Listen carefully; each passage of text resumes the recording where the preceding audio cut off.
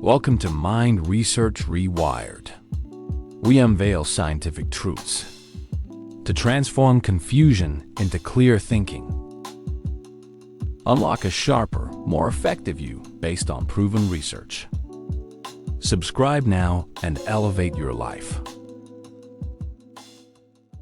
Have you ever wondered why it's just so incredibly difficult to change someone's mind? Or maybe even your own? Why do we sometimes, cling to beliefs even when there's new evidence staring us right in the face? Yeah, it's a fundamental question. Today on The Deep Dive, we're peeling back the layers of a cognitive phenomenon so pervasive, it might just be the invisible thread weaving through your daily decisions, maybe even your deepest convictions. We've got a fantastic stack of research here, some fresh perspectives for this deep dive. Looking forward to it. Our core question today is a big one. Is this common mental shortcut? Is it a fundamental flaw in our thinking, like a bug in the system? Or is it actually an ingenious survival strategy, something refined over millennia of human experience? Okay, let's unpack this. It's a fascinating journey to consider, because for decades, psychologists' views on human rationality, they really swung back and forth like a pendulum. Right. For a long time, the focus was just on whether people were rational or irrational. But as Robert Zadong observed back in 1989, there's now a pretty strong consensus that biases do exist. Okay. The real shift has been away from simply judging human rationality and towards understanding why these biases are there in the first place. What's their function? And that's where things get really intriguing, isn't it? Yeah. Because the 1990s in particular saw this profound shift towards what's been called pragmatic cognition. Exactly. It's a perspective where biases, which were once seen purely as errors or flaws, started to be reevaluated. The idea emerged that maybe, just maybe, they're actually adaptive. Yeah, adaptive, helping us take action, helping us navigate the world more effectively. Right. And Maria Lewicka, who's a key author in our source material today, she really champions this view that thinking is, first and foremost, an instrument of action. Instrument of action, okay. Yeah. So to truly understand why human reasoning often appears biased, we need to understand the role that reasoning plays in our everyday lives. Now, she's quick to point out this isn't to say all cognition is adaptive or that, irrationality is some kind of magical key to mental health. Sure.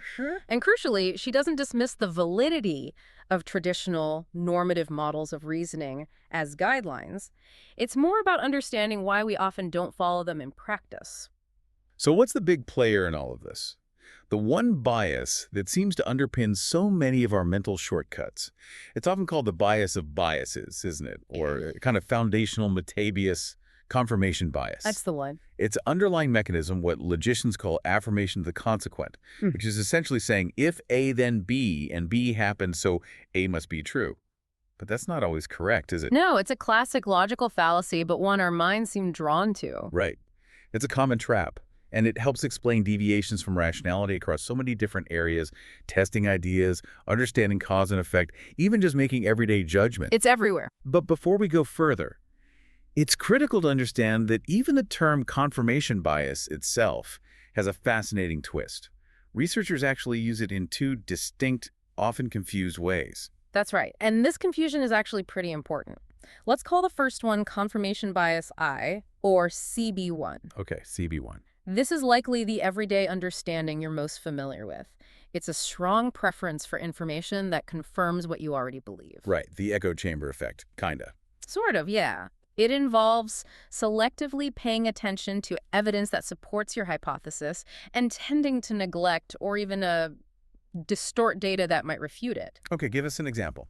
Okay, imagine someone who firmly believes fate is unfair to them because the bus is always late when they need it. We all know that person. Maybe we are that person sometimes. Exactly. They'll remember every single time the bus was late vividly, but they'll conveniently overlook or just not even register all the times it arrived right on schedule. Okay, so they're filtering reality. Precisely. And the impact of CB1 is significant because it makes it incredibly difficult to refute a hypothesis, leading to that stubborn belief perseverance we talked about. But here's the twist, right? Here's the twist. What's truly surprising, though, is that research actually casts doubt on the generality of this type of confirmation bias, CB1. Really?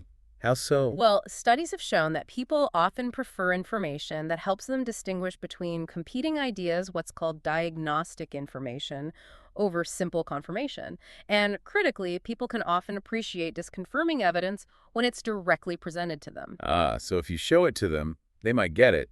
They just don't look for it themselves. That seems to be closer to the mark. They might not actively seek it out, but they're not necessarily blind to it when it appears. So it's not just about us stubbornly clinging to beliefs, but maybe more nuanced. It seems our brains are, well, maybe more open to new information than we might think if it's presented clearly. Exactly. It's a key distinction. And that sets us up perfectly for where things get even more interesting. The second type. This brings us to confirmation bias the second, or CB2. Now, this isn't about distorting evidence or ignoring it in the same way as CB1. It's a specific strategy for testing a hypothesis. A strategy? Yes, a strategy rooted in how we draw conclusions from specific observations, basically inductive logic. What it means is focusing intently on positive instances that your hypothesis predicts, Okay. while largely overlooking instances that fall outside its scope or, and this is key, ignoring potential alternative explanations altogether. Okay, back to the bus example. How does CB2 look there? Right. So our pessimistic friend waiting for the bus. If he's committing CB2, he believes the buses are always late because he's waiting. That's his hypothesis. The personal rain cloud theory. Pretty much. So he'll check the buses when he's there, confirming his hypothesis when they're late. But he won't pay attention to what happens for other people at the same stop when he's not there. He fails to consider that maybe, just maybe, his presence has very little influence over the, sad state of city transportation. He's only testing the positive instance bus late when I wait. Exactly. He's not testing the crucial alternative or negating instances. And the key difference from CB1 is really important here. With CD2, the bias isn't really about the validity of the evidence itself he sees a late bus. That's real.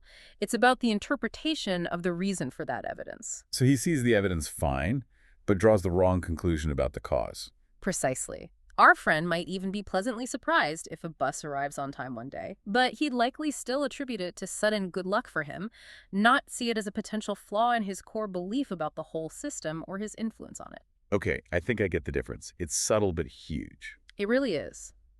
To make that distinction between sufficient and necessary really clear, think about a light switch.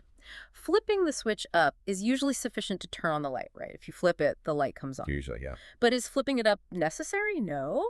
Maybe there's a faulty wire, maybe the bulb's blown, maybe someone cut the power downstairs. The light being off doesn't necessarily mean the switch is down. Right, okay. Our brains, especially when operating under CB2, often get stuck looking only for those sufficient conditions. I flipped the switch, light came on. They miss checking all the other necessary parts of the puzzle. Is the power on? Is the bulb okay? Wow, okay. So confirmation bias the 7, CB1, makes it hard to check if a factor is a sufficiently good reason for something. Yeah. Whereas confirmation bias the 2nd, CB2, makes it hard to establish if a factor is truly necessary. You've got it. That subtle difference completely changes how we should think about this. It makes perfect sense now why these two types show up in different research areas. CB1, the filtering one, is more in social cognition, like stereotypes. Right, how we maintain beliefs about groups. CB2, the testing strategy one, that's more for cognitive psychologists and philosophers of science, looking at how we discover rules or test hypotheses. Exactly. It's about the logic of discovery itself. Okay, so when we talk about confirmation bias the 2nd, CB2, the absolute classic experiment, the one everyone learns about, is Weisson's 2-4-6 task. It's infamous for a reason, isn't it? It truly is. It's elegant and reveals something profound. Here's how it works. Participants are given a triplet of numbers, say 2, 4, 6, and they're told that it fits a specific secret rule. Their goal is simply to discover that rule. How do they do that? They do this by generating other 3-number triplets, one at a time. And for each triplet they generate, the experimenter tells them yes if it fits the rule or no if it doesn't. The actual rule the experimenter has in mind is deceptively simple. Any 3 ascending numbers. Any 3. Okay, so 1, 2, 3 works, 10, 20, 30 works, 5, 100, 200 works. Exactly, very broad. But what happens? The results were striking and incredibly consistent across many replications. Participants overwhelmingly generated positive instances of their own, much narrower hypotheses. So they'd guess something specific first. Yeah, like maybe even numbers ascending by 2, that Yeah. fits 2, 4, 6. So then they'd offer triplets like 8, 10, 12. Which also fits the real ascending numbers rule. Right. So the experimenter says yes, and this yes feedback reinforces their wrong, overly concrete rule. The problem is, this strategy rarely, if ever, led them to the true broad rule. Their narrow hypothesis was always embedded within the much broader actual rule. So they never tried something like 135 or 321. Very rarely. True falsification, where they would test non-instances of their specific rule, like your 135 example, which doesn't fit even numbers ascending by 2, but does fit the real rule, was incredibly rare. They just kept confirming their initial narrow guess. So they get stuck in this positive feedback loop based on their first guess. Okay, so were there attempts to fix this, to break that pattern in the lab? Oh yes, many attempts. Researchers tried all sorts of modifications to the 246 task, but honestly, most were unsuccessful in fully breaking the bias. Like what? Well, for example, presenting an initial triplet that was not an instance of the rule, like 426, Right. that did reduce the number of positive instances people generated, that helped a bit. Okay, that makes sense. But paradoxically, giving participants evidence that was inconsistent with the experimenter's rule sometimes actually decreased their overall performance in finding the rule. Wait, giving them contradictory information made them worse? How? It's complex. Maybe it just confused them or made them double down. The research isn't entirely clear on the why there. Also, explicit instructions to use disconfirmatory strategies like try to prove your idea wrong Yeah, did that work? often failed when participants worked individually. But interestingly, they did show more positive results when people worked in group settings. Maybe bouncing ideas off others helps. Collaboration helps overcome bias, perhaps. What else did they try?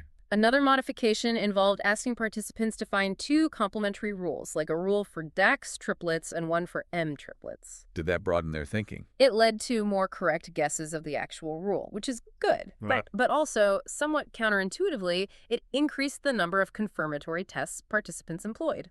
So, mixed results again. It seems the only time participants really appreciated the importance of negative instances trying things that don't fit their hypothesis was when they already knew the correct rule and were generating examples to teach someone else the rule. Ah, so teaching forces you to think about the boundaries and exceptions. Exactly. But in the discovery phase, not so much. So despite all these attempts, the basic finding holds. Confirmation bias, the second, is a very robust phenomenon.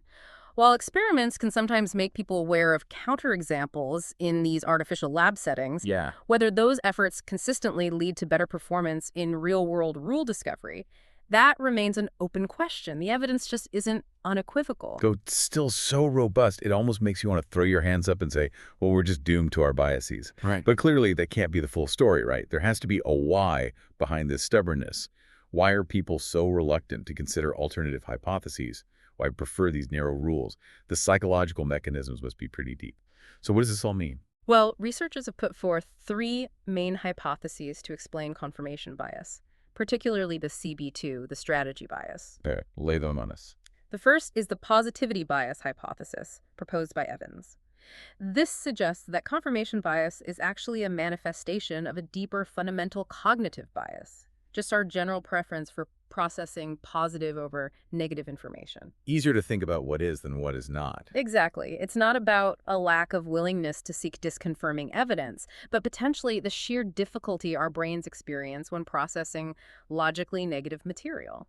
Think about how kids learn language. They grasp positive forms, the cat is black, way earlier than negative ones, the cat isn't white. Okay, so it's a basic processing limitation. That's the idea. Our brains are simply wired to find it easier, maybe faster, to think about things that confirm our hypotheses rather than things that might negate them. It's a cognitive difficulty. Interesting. What's the second hypothesis? The second explanation is the positive test strategy hypothesis, which comes from Kleiman and Ha. Their main point is quite different. They argue that confirmation bias, or rather the positive test strategy, isn't necessarily an error at all. Not an error, but Watson's participants failed. Well, they failed to find the experimenter's rule efficiently. Kleiman and Ha argue it's a purposeful strategy that is both cognitively simple and generally effective in many real-world situations. They use the logic of conditions, sufficiency, and necessity and ideas from signal detection theory to illustrate this. Okay, how does that work? They describe 2 positive test strategies. The first is the H+ strategy. This focuses on checking cases predicted by your hypothesis. Like testing 8, 10, 12 if you think the rule is even numbers up by 2. Precisely. This strategy helps eliminate false positives. That is, mistakenly accepting something as true when it isn't. It guards against having overly broad rules. Imagine a job committee. They want to ensure their acceptance criteria are sufficient to identify good candidates. So they check how many candidates they accepted, H+, actually succeed on the job versus fail. Got it. Protecting against bad hires. What's the other strategy? The other is the T+ strategy. This focuses on the target cases, T themselves, to see how many of the actual target cases are identified by the hypothesis. Target cases meaning? Meaning the things that actually fit the true rule or category you're interested in. This strategy aims to minimize false negatives, that is, mistakenly missing something that is true. It helps ensure your rule is necessary to catch all relevant instances. Example. Think of a medical committee developing a screening test for a dangerous disease. They want to make sure their test, the hypothesis, catches as many actual cases of the disease, the target T+, as possible, even if it means getting some false positives along the way. Minimizing omissions is key. Okay. H+ checks if your rule is good enough, sufficient. T+ checks if your rule catches everything it should necessary. Both sound useful. They are, and both are positive strategies, meaning they look for instances of the thing they're interested in, the hypothesis or the target. However, Clayman and Ha argue that the H+ test checking your hypothesis is chosen much more often. Why? Because it's generally simpler and more applicable in real life. We often don't know or have access to all the true target cases, T+, needed for a comprehensive T+ test. Checking if your current idea works, H+, is just more feasible and cognitively less demanding. It's a very efficient way to identify a sufficient condition, even if not always the necessary one. So it's a rational shortcut, in a way. Good enough most of the time. That's their argument. It's a strategy that often works well enough, even if it looks biased in certain lab tasks. Okay, that's compelling. What's the third explanation? This brings us to the third one, and it's the explanation favored by the author of our main source, Maria Lewicka. It's the error minimization sufficiency seeking hypothesis. This is a really pragmatic approach. Pragmatic meaning focused on real-world goals. Exactly. It posits that our thinking is primarily an instrument for action, aimed at maximizing gains and minimizing losses. The core idea here is that our minds have been shaped by evolution to prioritize avoiding harmful events, losses, over seeking additional beneficial ones or gains. Survival first. Pretty much. This translates to assigning a greater negative value or utility to the error of commission, that is, doing something wrong, accepting something harmful, than to the error of omission, missing out on something beneficial. Better safe than sorry. That's a good way to put it. It's perfectly encapsulated in the old medical principle, primum non nocere first, do no harm. For survival, it's often more important not to make your situation actively worse than it is to try and make it marginally better, especially if that involves risk. That connects to other psychological findings, right? Yeah. Like loss aversion. Absolutely. It links to the broader negativity effect in evaluations, where undesirable outcomes, negative information, bad experiences, they're all weighted more heavily and grab more attention than positive ones across many domains. So how does this explain confirmation bias? Well, confirmation bias, seen as this H+ or sufficiency testing strategy, is primarily aimed at eliminating potentially harmful commissions, false positives. By sticking to what seems to work based on your hypothesis, you avoid wrongly accepting something dangerous or incorrect. Lewicka argues this sufficiency-seeking, commission-avoiding approach appears to be a very elementary reasoning pattern, reinforced early in the evolution of the mind for survival purposes. Wow. So our biases might literally be baked into our very survival instincts. That's a profound thought. It is. And it leads us, I think, to another key insight from the author. This crucial distinction between what she calls the actor and observer mindsets. Tell us about that. Yes, this is where the pragmatic view really shines and connects the dots. Consider the actor. This mindset reasons prospectively. Prospectively. Looking forward. Yes, moving from a hypothesis to an expected outcome. If I do H, then T will happen. The actor is focused on what follows from a hypothesis they already hold, often taking their initial idea somewhat for granted. Their habitual question is, what follows from H, rather than, why did T happen? So they're testing if their idea is enough to get the result. Exactly. They are primarily interested in whether their hypothesis H is sufficient for the outcome T, and they're maybe less concerned with whether H is also necessary or if other things could also cause T. And this is where confirmation bias lives. This is where confirmation bias, especially CB2, thrives.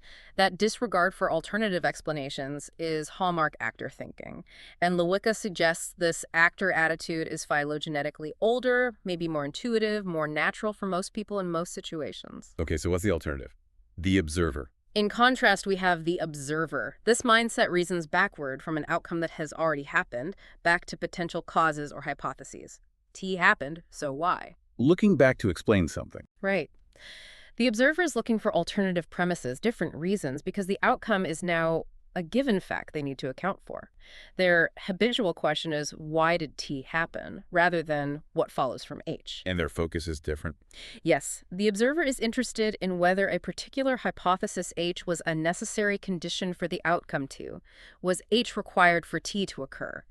This aligns far better with what we consider normative rationality, logical thinking, and scientific inquiry, and it's much less prone to confirmation bias. Actor versus observer. Forward versus backward reasoning.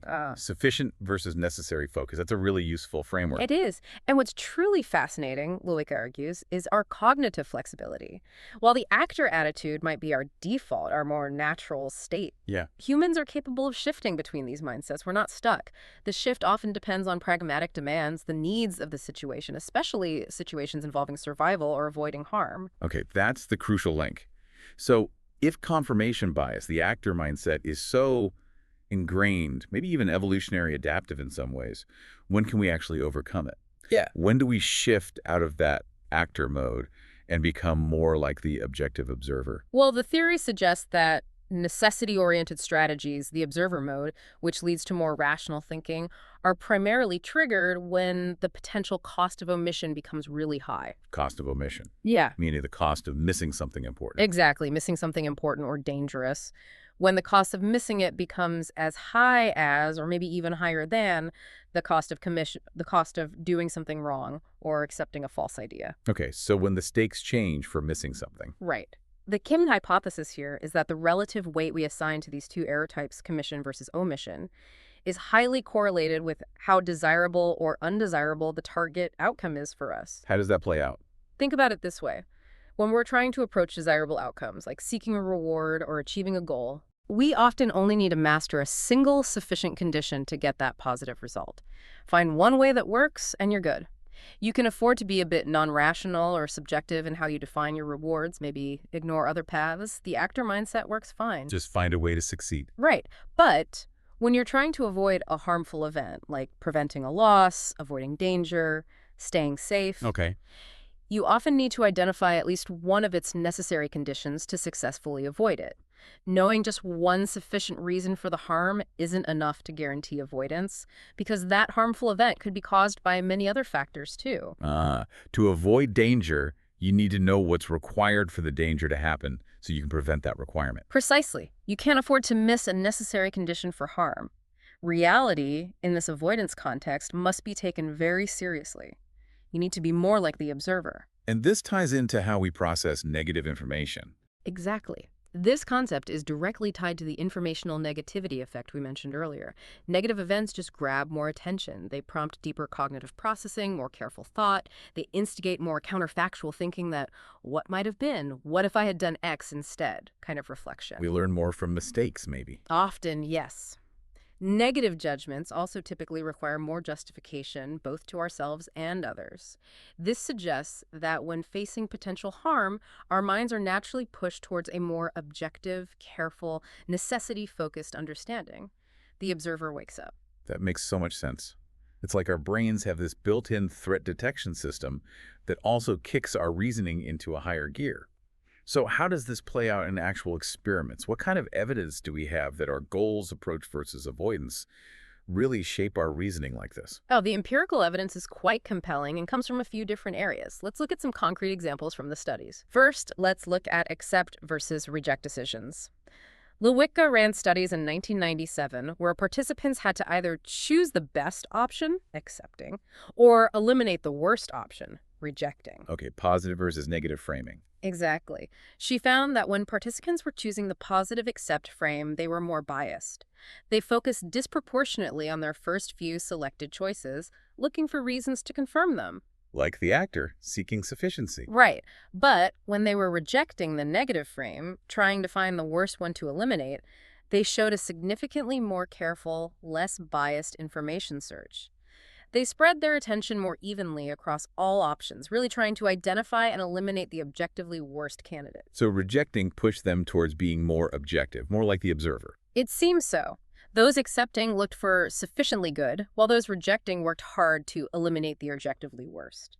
Other studies around the same time confirmed this. Rejecting participants used more attribute-wise search, comparing several alternatives on one specific feature at a time. Like comparing all cars on safety rating, then price, etc. Exactly. Which is akin to testing for necessity. Is this feature necessary for elimination?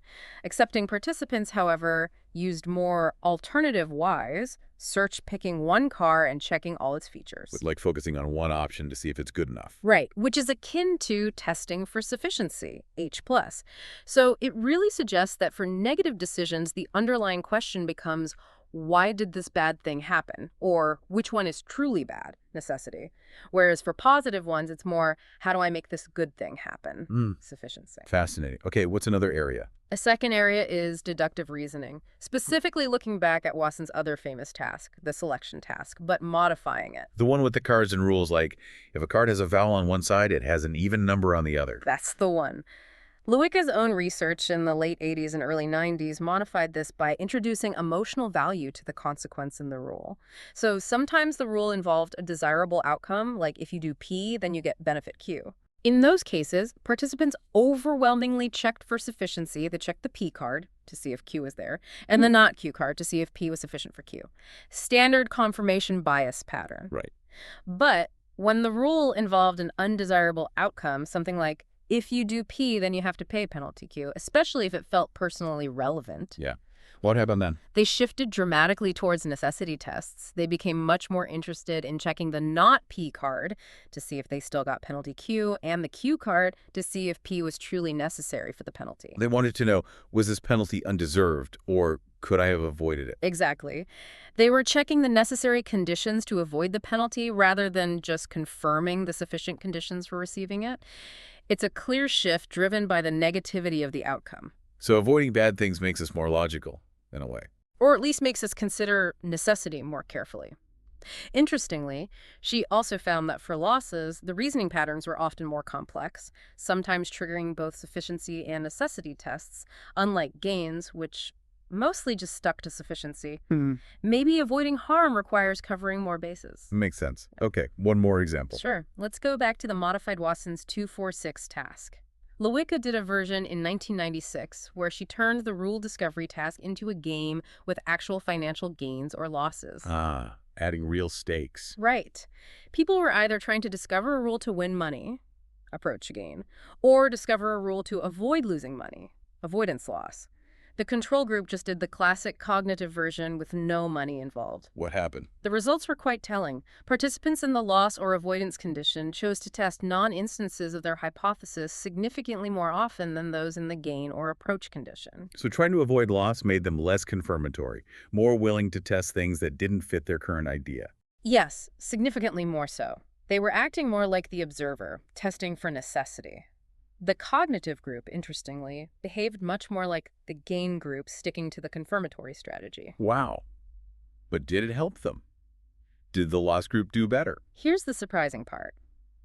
The avoiding participants, in their pursuit of necessity and testing non-instances, actually contacted more undesirable triplets according to the rules of the game, and ended up losing more money on average. Wait, trying to be more logical made them lose more? In this specific setup, yes. It suggests their approach became maybe more chaotic, more risk-taking in pursuit of understanding the necessary conditions for loss. Meanwhile, the approaching participants' conservative, sufficiency-focused strategy turned out to be more financially efficient in this game. That's a really unexpected outcome. It is, but it also showed something crucial about the rules they discovered. The final rules discovered by participants in the loss condition were significantly broader and included more necessary criteria than the rules found by those in the gain condition, which remained narrower and more sufficiency-oriented. So even if it cost them more in the short term, they ended up with a more accurate, more necessary understanding of the underlying rule for avoiding loss. That's exactly what the results suggest. The experiment strongly reinforces the idea that introducing an avoidance goal successfully made participants switch, at least partially, from a default conservative sufficiency-only strategy to one that was also focused on necessity. This deep dive has been quite a journey, really getting into the weeds of our own minds. If we try and connect all this back to the bigger picture, it kind of changes everything about how we understand our own decision-making, doesn't it? Absolutely. So let's go back to our initial question. Is confirmation bias adaptive or disadvantageous? Should we try to overcome it? Or is it, a necessary evil, a precondition for efficient behavior? Yeah, what's the verdict? Well, the answer, as our sources strongly suggest, is really yes and no. It's complicated. How is it adaptive or positive? Well, in many ways, it seems to be part of our basic survival equipment. That sufficiency-seeking actor mindset helps us secure profits, eliminate immediate losses, and ultimately guarantee our survival without undue exposure to uncertainty and risk. Just find something that works and stick with it. Okay, efficiency for survival. Right. It also likely underlies the formation of habits and the automatization of routines. Once you find a sufficient way to do something, you automate it, which frees up precious cognitive resources for more important, novel decisions. Makes sense. We can't rethink everything all the time. Exactly. And maybe critically, it facilitates commitment. Once a decision is made which job to take, who to partner with confirmation bias helps maintain the attractiveness of that choice, helps us stick with it. And that commitment, according to many authors, is a precondition for taking effective action at all. You can't act if you're constantly second-guessing, so it ensures efficiency, at least in the short run. Okay, so there are definite upsides, especially for getting things done and basic survival. But what about the downsides? Well, the downsides are significant too. As actors operating under this bias, we tend to satisfy rather than optimize. We find a good enough solution and stop looking. We prefer a sparrow in the hand, like you said. Exactly. We don't actively seek potentially better means for achieving even better ends. And perhaps most critically, it hinders personal development and change. People often won't change their habits or beliefs unless they are really forced to by objective circumstances, by negative outcomes. We get stuck in our ways. We do. Yeah. And there's a stark example from history that Robin Dunbar highlighted in 1995. Consider the tragic fate of the Norwegian Vikings who settled in Greenland. Oh yeah, what happened there? They survived for centuries using their traditional farming and building techniques, perfectly sufficient for their old environment and stable conditions in Greenland initially, but then the climate changed, got much colder. Right, the little ice age. Exactly. Their old ways, their sufficient strategies stopped working. They could have adapted, perhaps by learning hunting and survival techniques from the native Inuit people who were thriving in the changing conditions. But they didn't. They didn't. They clung to their old hypotheses, their old ways of doing things. Their inability or unwillingness to test alternative hypotheses, perhaps born from centuries of stability where confirmation bias served them well, ultimately became the enemy of progress and survival in a changing environment. They eventually died out. Wow. That's a chilling example of the dangers of inflexible confirmation bias thinking when circumstances change. It really is. What keeps you alive in stable times can doom you when things shift. So how do we learn then? How do we overcome this deep-seated attachment to our old hypotheses, especially when our survival instincts often seem to be pushing us towards that sufficiency-seeking actor mode? Well, drawing on Lewicka's framework, our ability to learn and thus to overcome that attachment to old hypotheses often comes directly from those encounters with undesirable outcomes. Failure, basically, or danger. Failure, danger, loss, penalties, yes. These negative encounters seem to spontaneously trigger that observer attitude we discussed. They force us to ask, why did this bad thing happen? Shifting from how do I succeed to why did I fail? Exactly. This leads to a more active search for the necessary causes of dangers, diseases, calamities, mistakes. And that search, in turn, drives the development of more abstract knowledge, deeper understanding, and hopefully more efficient prevention programs or better strategies for the future. So negative experiences, while painful, might be the key catalyst for more rational thought and long-term adaptation. That seems to be the implication. This type of observer reasoning, prompted by negative outcomes, aligns much better with rational judgment and, crucially, serves our long-term action pragmatics far more effectively than just sticking with the first sufficient strategy we find. That's a powerful thought to leave you, our listeners, with. The next time you find yourself holding a strong belief, whether it's about a personal habit, a project at work, or even, how the world operates, maybe pause and ask yourself, are you primarily approaching a desirable outcome here? And are you, therefore, perhaps unconsciously seeking only what's sufficient to confirm your current view, operating like the actor? Or are you perhaps facing a potentially harmful situation, or trying to understand a failure, which might be pushing you towards a more rigorous, necessary, and perhaps more rational, observer-like understanding. And maybe the next time you feel really stuck on a belief, just try asking yourself, okay, what if this isn't the only reason? What else could be going on here?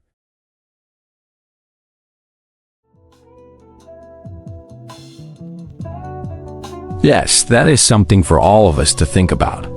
We have come to the end of today's deep dive. If you like the content of our podcast and learned something useful, please subscribe to support our channel. We will continue to unveil cutting-edge scientific papers to bring clarity to your thinking and elevate your life. Thank you.